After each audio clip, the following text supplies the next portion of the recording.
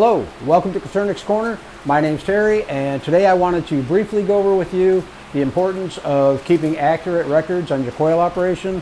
I also wanted to share with you some of the programs and some of the spreadsheet databases that I use in my operation and how they can help you get a better idea of how your quail operation is running.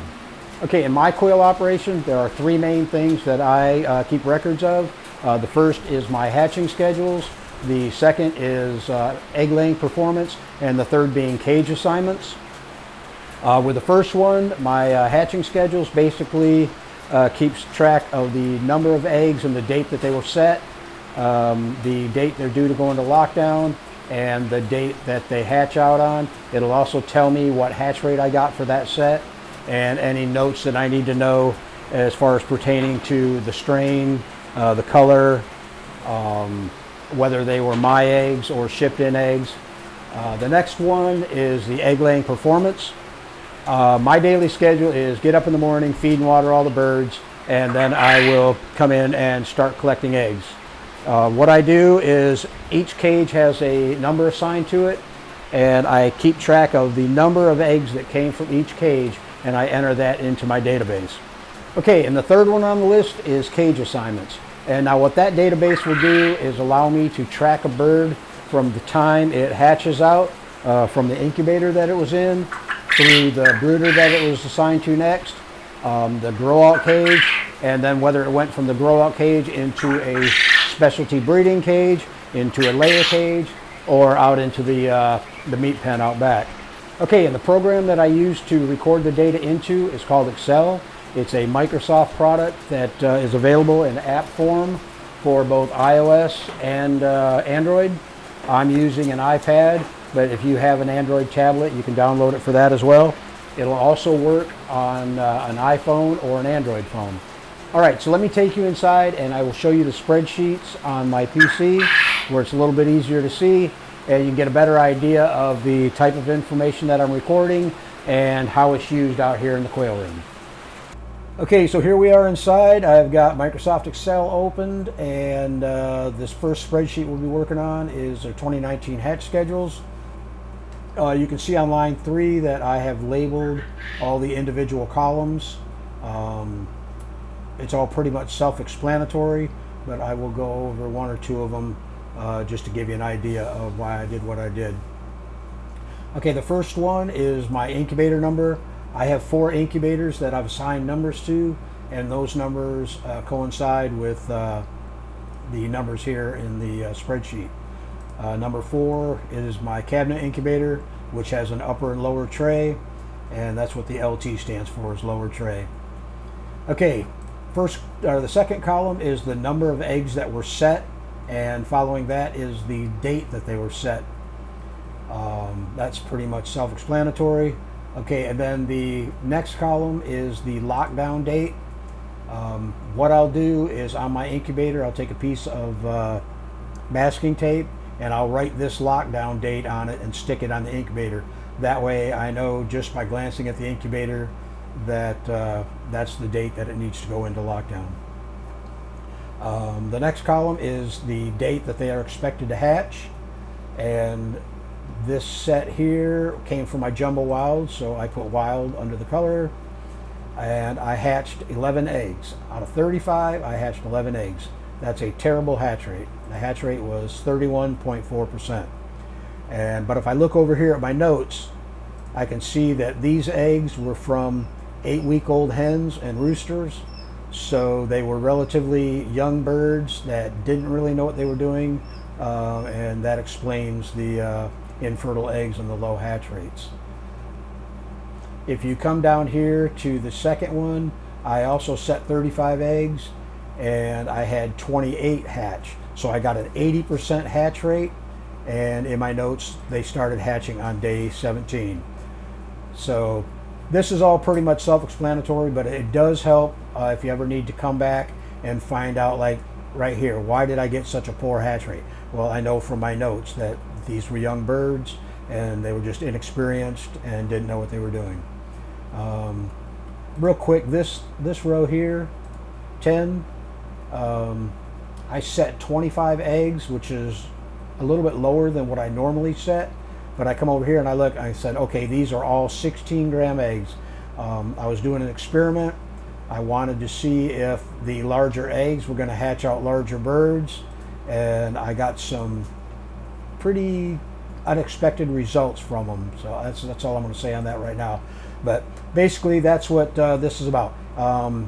This spreadsheet automatically figures the hatch rate for you. So all you got to do is, like I say, if you punched in the number of eggs you set and the number of eggs you hatch, it will create a hatch rate percentage for you automatically. So okay, the next one I'm going to open up is going to be my egg production spreadsheet, and this spreadsheet is the one that I use on a daily basis. When I go and collect my eggs, like this is the cage number right here, this is layer cage number 1, and this row here is the day of the month, so the 1st, 2nd, 3rd, 4th, and so on. On the first, cage number 1, I collected 15 eggs. Cage number 2, I got 14. 4, I got 6. And then 10 and 12 on the other 2 cages. And if you come down here for that day, I got a total of 57 eggs. And you just continue on with the rest of the month. And at the end of the month, or actually even halfway through the month, it will total these up for you, giving you a monthly total of how many eggs. Like cage number 1, I got 426 eggs from during that month of August. Cage 2, I got 420 eggs, and so on. If you follow it all the way down to the bottom, it gives you a grand total of all the eggs that you collected in that month. And in this case, I had 1,844 eggs. You might also notice here I have some blank columns. Those were days where I didn't actually collect eggs, and so you can notice the next number is a little bit higher. Instead of being, on an average of 15, 14, 16, it jumped up to 23, and that's just due to the fact that I missed collecting eggs the day before. This cage here, we don't have any entries, and that's because the cage was empty at the time. Okay, the next spreadsheet that I want to show you is my cage assignment spreadsheet. This one's also very self-explanatory. You have your cage number. The top 6 are my layer cages. The next 3 are my 3 large grow-out cages. And then cages 4, 5, and 6 are my breeder cages that are small. Those are basically for breeder projects. And the bottom one is my grow-out pen out back. But it shows me the square footage of each cage, the last time that I disinfected the cage, and the number of birds of each sex in the cage. So in layer cage 1, I have 12 hens and 3 roosters. I can go back and check on the date that they were born. I can find out the strain of the bird, where they came from, or what their bloodline is. And then under here, under notes, like in grow out cages, I make a note of what brooder they came from and also what incubator they originated in.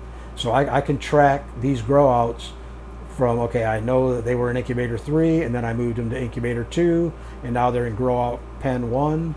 As soon as grow out pen moves up into a layer cage, I will make a note over here that grow out pen 1 went to layer cage 2, or I'll just put in grow out 1, so I know that these layers came from grow out 1. So it's pretty simple, but it does help a lot with understanding what's going on with your birds and what kind of production you're getting, and if any changes need to be made. So like I said, I'm going to make these available as a download. The link will be in the description down below, and if you can use them, feel free to download them. If you have Excel, the program, you can change them up any way you want. If you want to add more to it or take some of this stuff out, you can, but that's pretty much it. So let me go ahead and get out of this. Okay, so I hope you found some of this information useful and the importance of keeping accurate records on your birds. I want to thank you for stopping in and joining me on this video today. If you're not subscribed, please do so. It helps me out. You'll get notifications of any new and upcoming videos. Don't forget to download the files. There'll be a link posted down below in the description. And like I say, thanks again for joining me, guys. Have a good one. Keep good records on your birds, and we'll see you on the next one.